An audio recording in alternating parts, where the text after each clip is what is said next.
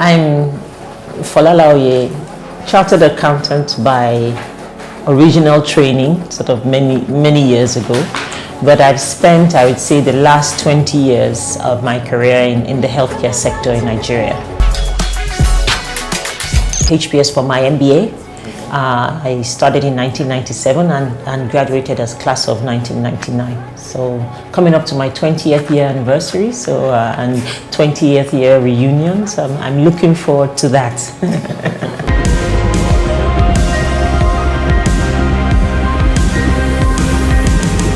I started by joining and eventually running the Hygeia group, which had the Lagoon Hospitals and Hygeia HMO.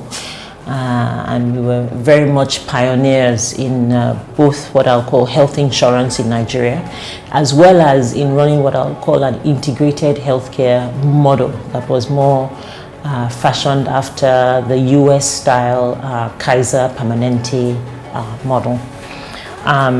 Then I took retirement from Hygeia a few years ago, and since then I've been much more active in the investment space, but also still very much tied to healthcare, both private equity and some venture capital. And most recently I set up my own advisory firm called Health Markets Africa, which is still looking at advisory and investments in the healthcare space.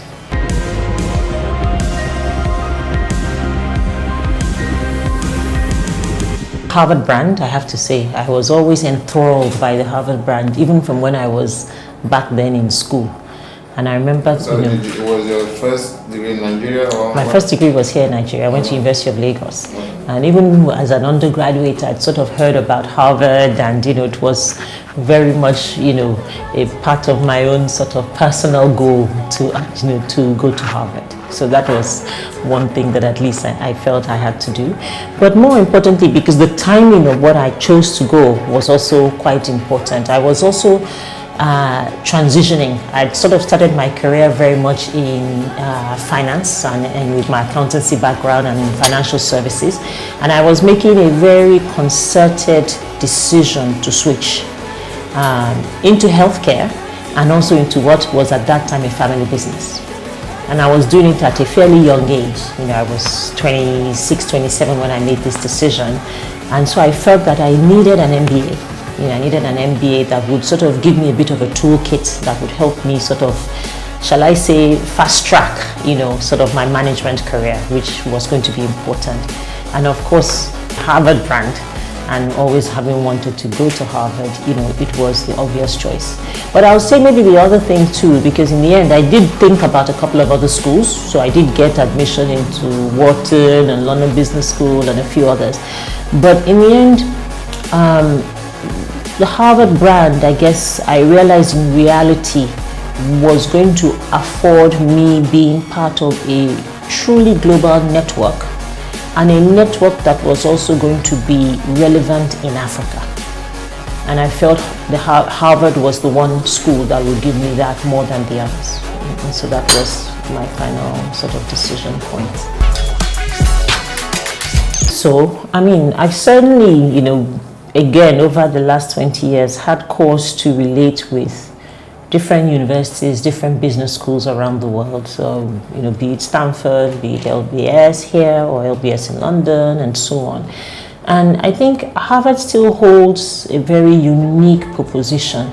As I said, the mix of the network and the access that it gives.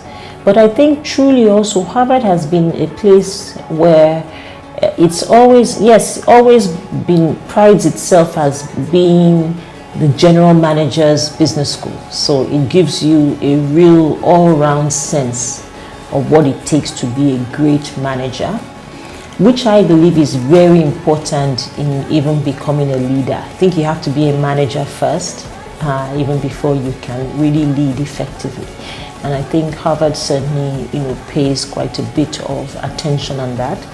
But I think secondly also is the fact that it pays a lot of attention on entrepreneurship. And certainly at the time when I went to HBS, which was again in the late 90s, it was the dot-com boom, the dot-com era. So it was the first wave really after Microsoft and so on of people really saying, we're going to take the internet and make it into what essentially it has become today, the internet of all things. Members of the association who had been part of the foundation of Lagos Business School, which also has become Pan-Atlantic University. So, a lot of different organizations which also in their own right have created and are still creating impact across the country. So that was really what I would say we inherited, those of us who joined the association at that time. I then went on to become president of the association at the time when, again, there was a growing number of young MBAs also returning to Nigeria, which was excellent. And not just to Nigeria, but even around Africa. And it was excellent because that was what we had all been pushing for, to make sure we could start reversing the brain drain. But we then realized also that we had to, bring the association itself and its role and its impact up to date with, the next generation, as it were. And in fact, even more so today with the millennial generation, and sort of tie into the things that would be their own ways of creating impact. And some of that has been, still been across sectors, we've created what we call industry circles, which, again, different members of the association have been able to sort of get their arms around.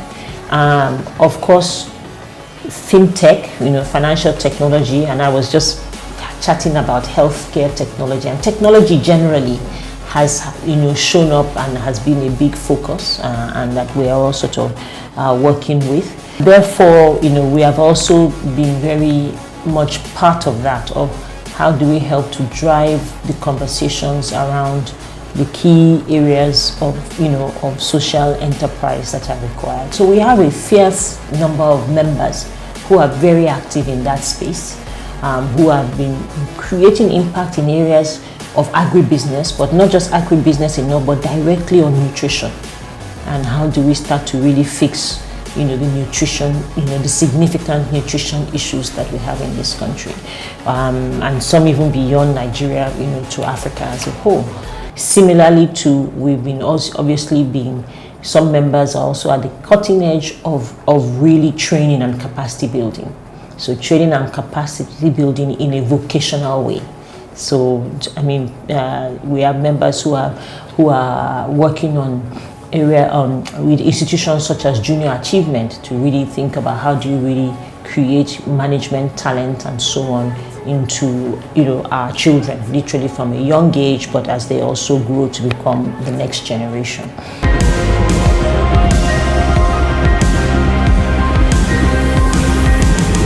So certainly, going to Harvard for me was a key way to be able to some extent, gain credibility, because I was going to have to come back and deal with very senior medical professionals, including my father, who were much older than me. And of course, I have to say at that time were essentially male.